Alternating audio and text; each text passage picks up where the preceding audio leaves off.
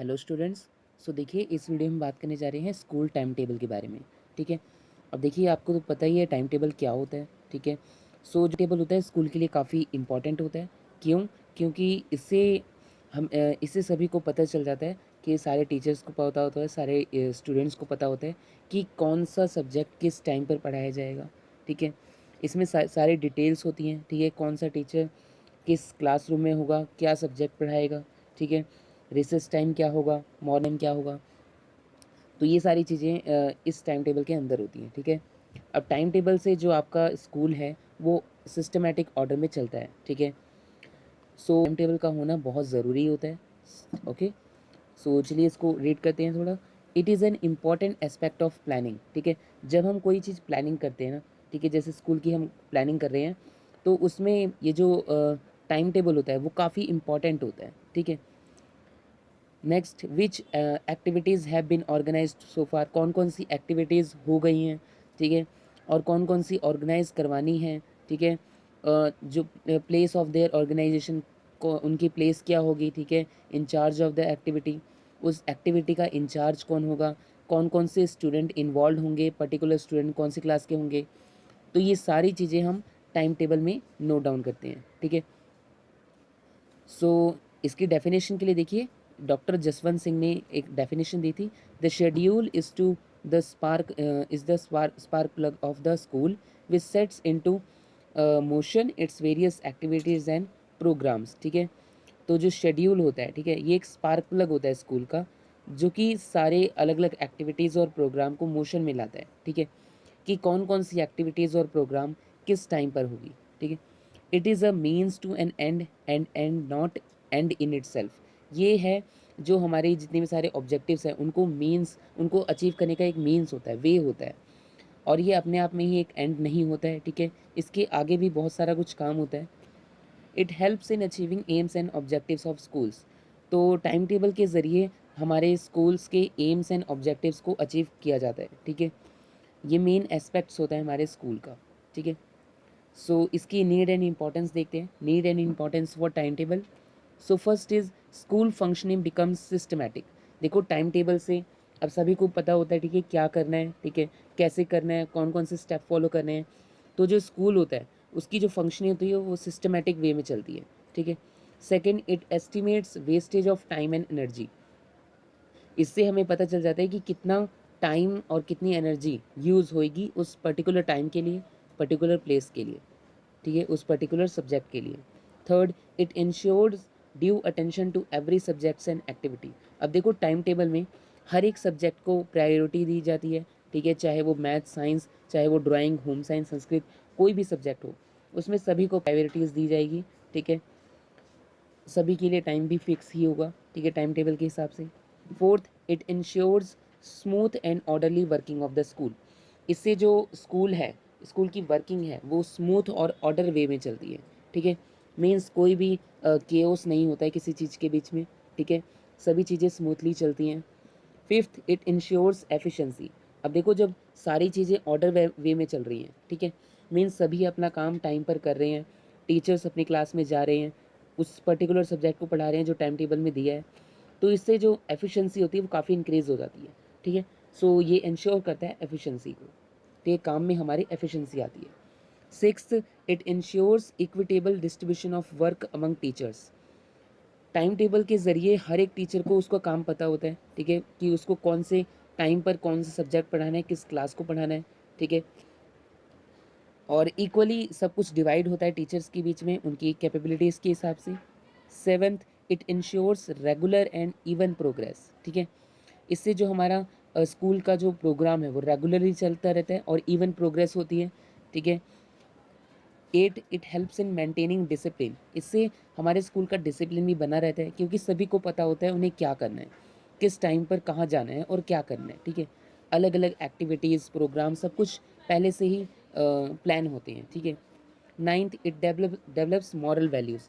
ये टीचर्स और staff, students के सभी के बीच में मॉरल वैल्यूज़ को डेवलप करता है। ठीक है। इससे जो सारे हैं सभी डिसिप्लिन में रहना सीखते हैं। Tenth, it facilitates supervision. अब जो हेड होता है स्कूल का, उसको भी ये सुपरविज़न करने में आसानी होती है। ठीक है। क्यों? क्योंकि उसे वो सारी चीज़ों को सुपरवाइज़ कर सकता है कि कौन-सा टीचर किस क्लास में, किस पर्टिकुलर क्लास में क्या कर रहा है, कौन-सा सब्जेक्ट पढ़ा रहा है। तो इससे सुपरविज़न में आसानी होती है, चेकिंग करने में। 11th, it ensures adjustment. देखिए टाइम टेबल का मेन मकसद ये भी होता है कि कोई भी पीरियड फ्री ना जाए, ठीक है? तो अगर कोई भी जैसे टीचर उस पर्टिकुलर क्लास के लिए टाइम टेबल के हिसाब से नहीं आया है, तो हम टाइम टेबल में चेंज करके किसी दूसरे टीचर को जो उस समय फ्री है, उसको एडजस्ट कर सकते हैं। So it ensures adjustment. 12th, it ensures realisation of school objectives. Time table से हमारे स्कूल के ऑब्जेक्टिव्स भी क्लियर हो जाते हैं, ठीक है? कि हमें क्या-क्या करना है और कैसे करना है, ठीक है? नेक्स्ट है is types of schools time table, ठीक है? कि टाइम टेबल भी अलग-अलग टाइप के होते हैं, ठीक है?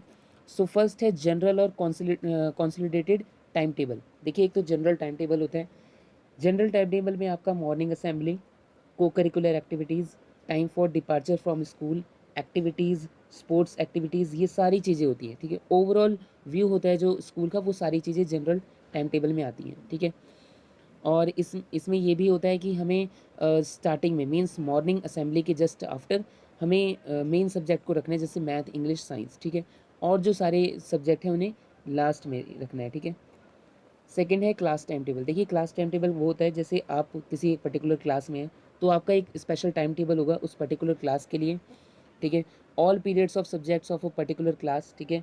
कि एक पर्टिकुलर क्लास के लिए जितने भी सारे सब्जेक्ट हैं उनका एक टाइम टेबल हो, उसमें बेल टाइम भी होगा, नेम ऑफ द टीचर होगा कि मीन्स किस सब्जेक्ट के लिए कौन-सा टीचर आएगा, किस टाइम पर आएगा, ठीक है? ये होता है क्लास टाइम टेबल। और ये जो आपका जनरल टाइम टेबल होता है और क्लास टाइम टेबल होता है, ये आपस में इंटर रिलेटेड होते हैं। थर्ड है teacher wise time table. Teacher wise time table क्या होता है, इसमें ये पता होता है कि हमें कौन-सा टीचर प्रेज़ेंट है, ठीक है? और वो क्या सब्जेक्ट पढ़ाएगा और उस पर्टिकुलर टीचर के कौन-कौन से पीरियड्स वेकेंट हैं, ठीक है? Fourth, teachers vacant period time table, ठीक है?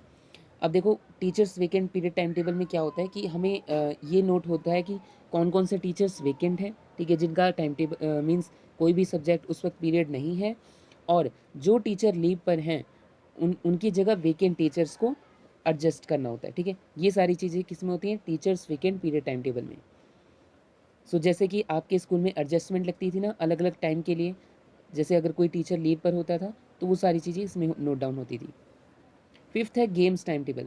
गेम्स टाइम टेबल में देखो बच्चों के लिए physical as well as mental development दोनों ही ज़रूरी होता है, ठीक है?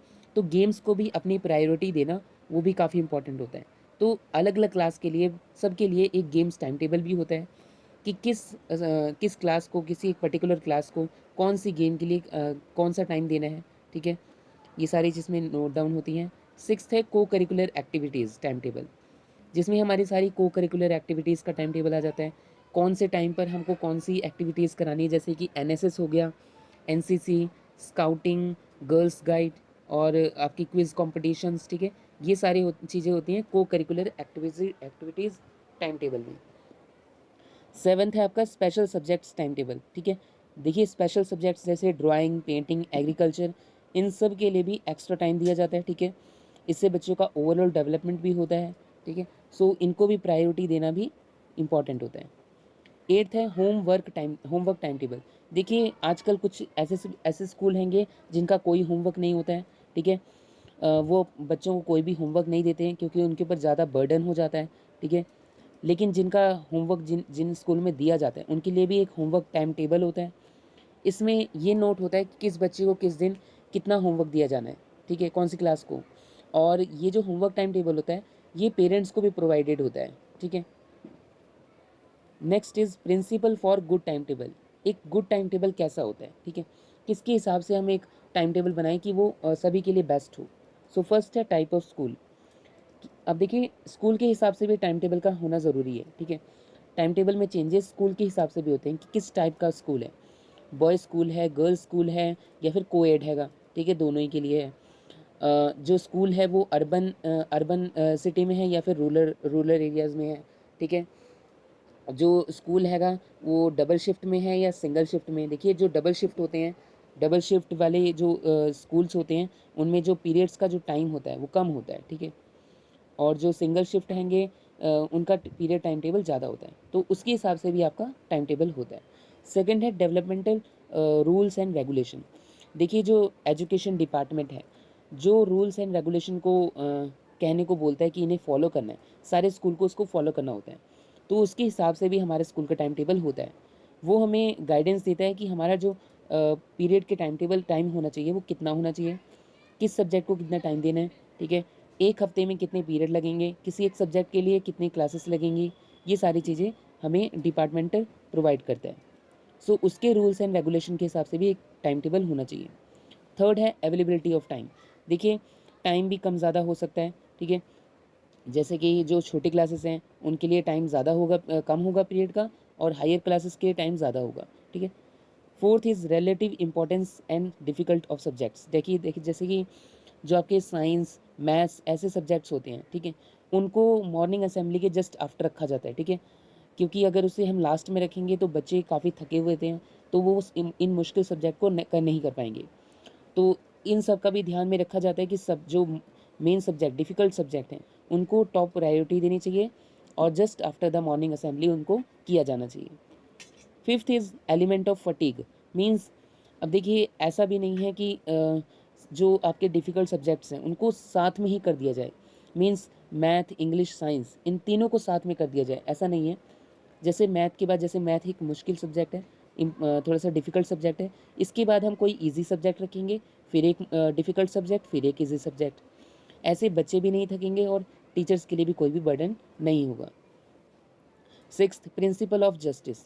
जस्टिस मीन्स सभी के लिए जस्टिस हो, टीचर्स प्रिंसिपल हेडमास्टर, ठीक है, स्टाफ के लिए, सभी के लिए एप्लीकेबल हो, उसके हिसाब से भी टाइम टेबल होना चाहिए, किसी को कोई भी बर्डन महसूस ना हो। Seventh is principle of variety. देखिए प्रिंसिपल ऑफ वैरायटी में जैसे कि टाइम टेबल होता है, जैसे कोई भी अगर हमें साइंस साइंस हम टीच कर रहे हैं, ठीक है, किसी टीचर को साइंस टीच करना है, तो वो अपने हिसाब से टाइम टेबल के हिसाब से कभी रूम में भी पढ़ा सकता है, कभी साइंस लैब में भी पढ़ा सकता है। तो इसमें वैरायटी में होनी चाहिए ताकि बच्चों को बर्डन ना हो और थोड़ा सा उनका जो मूड है वो भी चेंज हो जाए। Eighth is principle of flexibility.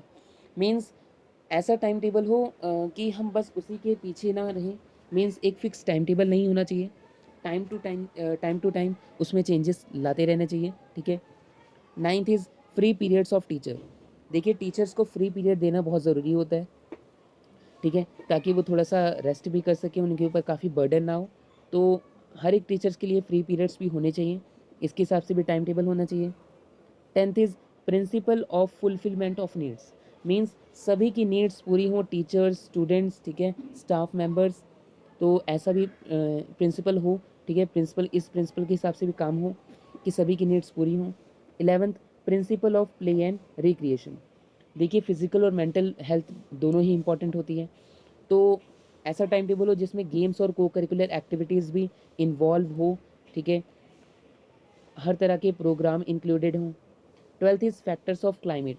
देखिए क्लाइमेट कंडीशन के हिसाब से, मीन सीज़न के हिसाब से भी टाइम टेबल चेंजेस होने चाहिए। जैसे समर के लिए अलग टाइम टेबल और विंटर के लिए अलग टाइम टेबल। आपने देखा होगा अपने स्कूल के टाइम टेबल में कि जो विंटर का जो टाइम टेबल होता है उसमें मॉर्निंग में लेट में बुलाया जाता है, ठीक है, और जो मीन्स जैसे कि 9 to 2:30 हो जाता है, और जो समर होता है टाइम उसमें 8 to 2 हो जाता है। सो सीज़न के हिसाब से भी आपका टाइम टेबल चेंज होना चाहिए। So this is all about school time table, ठीक है। इसमें हमने इसकी इंट्रोडक्शन पढ़ी, need and importance, types and principles for good time table, okay.